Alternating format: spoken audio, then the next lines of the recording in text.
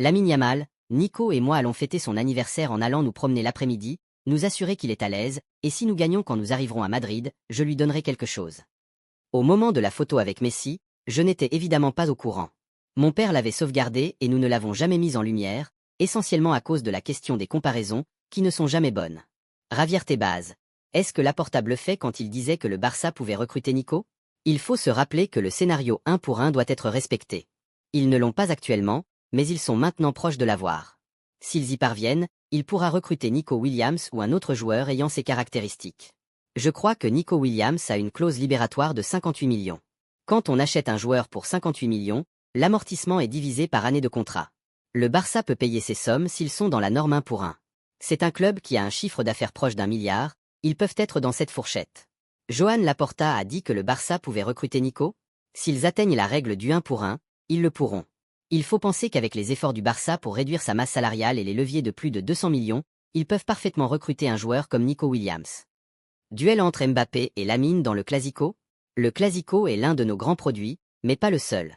À l'époque de Messi et Cristiano, c'était le combat entre les deux grands joueurs du monde dans les deux grands clubs du monde, et nous avons beaucoup eu recours à cette image pour accélérer notre croissance. Barcelone a de grands joueurs, comme c'est le cas de Pedri ou de Gavi. Lamine est spectaculaire en raison de son âge et de tout ce qui lui est arrivé, mais l'important pour la Liga est que le Real Madrid, le Barça, le Betis, Villarreal et Séville soient à un haut niveau et qu'il ait de grands joueurs dans leur rang. Donner le numéro 10 à Lamine Yamal serait une opportunité marketing énorme pour Barcelone. Sa renommée et son charisme rapporteraient beaucoup de revenus au club. Auriol restera au Barça. Hansi Flick apprécie ses qualités physiques au milieu de terrain et a donné son accord. Le club ne le laissera pas partir sans une offre raisonnable. Nice ne vendrait pas Todibo pour moins de 40 millions d'euros, ce qui signifie que le Barça gagnerait au moins 8 millions d'euros s'il était vendu. Selon Sport, le Barça comprend que l'Athletic Club est en colère contre tout le bruit médiatique autour de Nico Williams. Le club espère payer sa clause libératoire et finaliser son transfert le plus rapidement possible, ce qui donnera à l'Athletic Club le temps de remplacer Nico. Le Barça est tellement confiant dans la signature de Nico Williams qu'il ne s'inquiète pas de l'intérêt du PSG ou des clubs de Première Ligue. Le joueur est décidé à 100% à donner la priorité au Barça. Inigo Martinez devrait débuter la saison en défense centrale aux côtés de Christensen, en raison de la blessure d'Araujo et de la participation de Cubarsí aux Jeux Olympiques. Hansi Flick veut recruter Nico Williams et fait pression pour recruter le joueur. Yamal est en fait le deuxième prénom de Lamine. Son nom de famille est Nasraoui.